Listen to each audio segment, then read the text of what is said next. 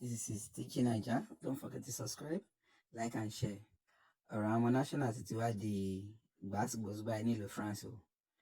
Lórí pé àwọn kan rí Abọ̀lọ́rẹ̀ àti Sam Larry tó ń jó nínú nightclub. Ó dà pé kan nú àwọn ọmọ Sego Nation. Ó wá láti send message sí Abọ̀lọ́rẹ̀ pé ṣó ti rí pé gbogbo everything tó bá wà pẹ̀lú Oluomo Nation. Ṣó ti rí pé ó ti wà pẹ̀lú lára family Sego Nation. Ṣó rí pé life ẹ̀ ò safe. Òun ni Abọ̀lọ́rẹ̀ fi dáhùn pé ọ̀rọ̀ tó sọ yìí ti heavy jù. Ẹ má pè ní ẹlẹ́ni sí wàhálà. Èwo ni kẹ́ máa fi kú léra yín káàkiri. Sam Larry tó wá ń sọ̀rọ̀ ń pàápàá yìí gan-an. Òun gan kì í ṣe national, kò kì í ṣe road, kò kì í ṣe anything. Music lọmọlọmọ ń dé pẹ̀lú. Èwo ni kẹ́ máa wá wàhálà kiri ọ̀nà. Òun l'Abọ̀lọ́rẹ̀ fi reply tó gbóná ránṣẹ́ padà sí lára àwọn Sego Nation tó tún fẹ́ kó Sego náà sí wàhálà, because wọ́n bá ti ń fẹnu sọ pé wọ́n máa pààyàn kan léni, wọ́n máa pààyàn kan lọ́la. Ṣé kò ṣe another allegation nìyẹn? Another very very incriminating statement ni. Ẹ jẹ́ ká gbọ́ ẹ̀kúnrẹ́rẹ́ ìlẹ́nu Abọ̀lọ́rẹ̀. Ẹ káàárọ̀, ṣàlàáfíà lẹ wà, ẹ kú ojúmọ́. Now, èmi mi kì í sábà máa ń oríṣiríṣi message tí n bá post sórí Facebook mi.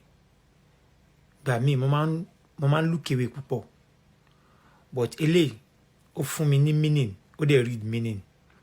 Normal èmi ò ní bad thought nínú mi. Western world la wà, everybody ló lè jáde láti lọ ṣe fàájì, láti lọ ṣeré tó bá wà pẹ̀lú àwọn tiẹ̀. Ṣó ti yé?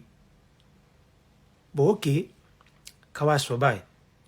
Níbi eye service àti níbi ojú ayé, ẹlòmíì máa ń ṣe ọ̀rọ̀ sọ, ẹlòmíì dẹ̀ máa ń sọ tó wà nínú ẹ̀.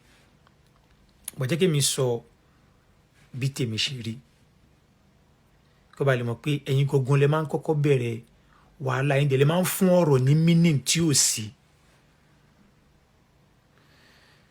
Sam Larry wá ṣe fàájì etí ẹ̀ ni, ó travel wá sí Western world.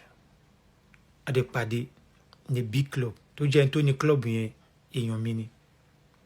Gbogbo àjọ wà ń bẹ̀, àjọ ń ṣe fàájì, everybody àjọ ń ṣe fàájì lọ. Sam Larry ò road, kò national, kò transporter. Ó wá ṣe fàájì tiẹ̀ ni. Pẹ̀lú àwọn tó tún jẹ́ àwọn tèmi. Gbogbo àdẹ̀wàdẹ̀ ń ṣe fàájì papọ̀. Now, mo wá rí nínú àwọn eye service ohun kan tó kọ́ fún ara ẹ̀.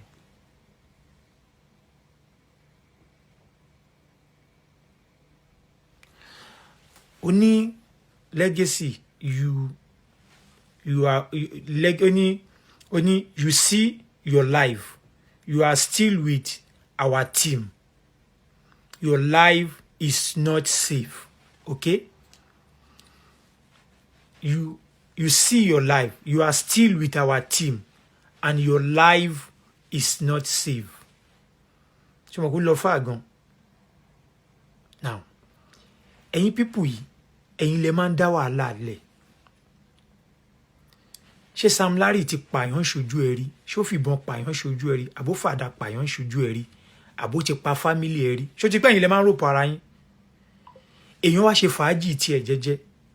Oníkálukú dẹ̀ pàdé Western world láti ṣe fàájì papọ̀, láti jọ rubs together, because oní gbogbo àjọ pàdé in a big way. So àdẹjọ ṣe fàájì.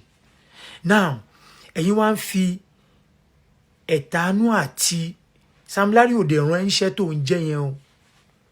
Now, ṣé ìwọ ló ń ba Sam Larry lórúkọ jẹ́ ń sìn bó ṣe jẹ́ tíìmù ẹ yẹn, bẹ́ẹ̀ ṣe ń para yín Sego Nation tíìmù yẹn, àbẹ́yìn ilẹ̀ ń bara yín lórúkọ jẹ́, àbẹ́yìn ilẹ̀ ń fúnra yín lórúkọ tí ò ṣe tiyín? Àbí Sam Larry sọ fún ẹ pé èmi àtòun ní problem, èmi àtòun jọ ní problem bìkan? Àbí ọ̀rọ̀ Sego Nation lẹ tún gbé wá bíi pé okay, torí wọ́n wá ti ṣe Sego Nation o, tẹ́nìkan ṣe Oluomo Nation o, ikú lẹ máa fi wára yín ni wọ́n fi lẹ́yìn. Ẹlòmíì sọ bẹ́ẹ̀ o tiẹ̀ má advice ẹlòmíì, mo rí àwọn ẹlòmíì tó sọ̀rọ̀ dáadáa, mo rí ẹlòmíì tó sọ̀rọ̀ bẹ́ẹ̀ wọ́n sọ pé legacy, you are with our team and your life is not safe, okay? Ṣé mo kó lọ fà gan ìwọ Johnny France àbí nǹkan kan yẹn? Ṣé ojú ayé ló ń ṣe ni àbí òun sọ tó wà lẹ́mìí tiẹ̀? àbí bí láìfù tiẹ̀ ṣe rí ló ṣe ń sọ yẹn ṣé ti pé ẹ̀yin lẹ máa ń fún nǹkan tí ò sí mínì ẹ̀yin lẹ máa ń fún mínì ṣe Sam Larry ti pààyàn ṣojú ẹ rí àbó ti pa fámílì ẹ rí àbẹ ó ti jọ wà ń bẹ̀bí tó ti pààyàn rí wọ́n ló ń ba lórúkọ jẹ́nsìn ni àbí èmi àbí ta ni àbí eye service ló ń ṣe ẹni ẹlẹ́ni tó ṣe fàájì tiẹ̀ tí wọ́n wá sọ pé you are with our ṣé wọ́n ló wá ń fi ẹ̀sùn apààyàn kan nísìnyí báyìí pé legacy you are with our team and your life is not safe jọ ro fún ara ẹ̀ náà kó wá rò pé orí burúkú lẹ máa ń bá kiri ẹ̀yin gangan lẹ máa ń fún ọ̀rọ̀ ní mínì ẹ̀yin gangan lẹ máa ń dá wàhálà lẹ̀ níbi eye service orí burúkú tẹ máa ń ṣe nígbèsí ayé yín jẹ́ kó máa já ẹ lọ́kàn jẹ́ kó máa rí kẹ́ máa rí pé olórí burúkú ni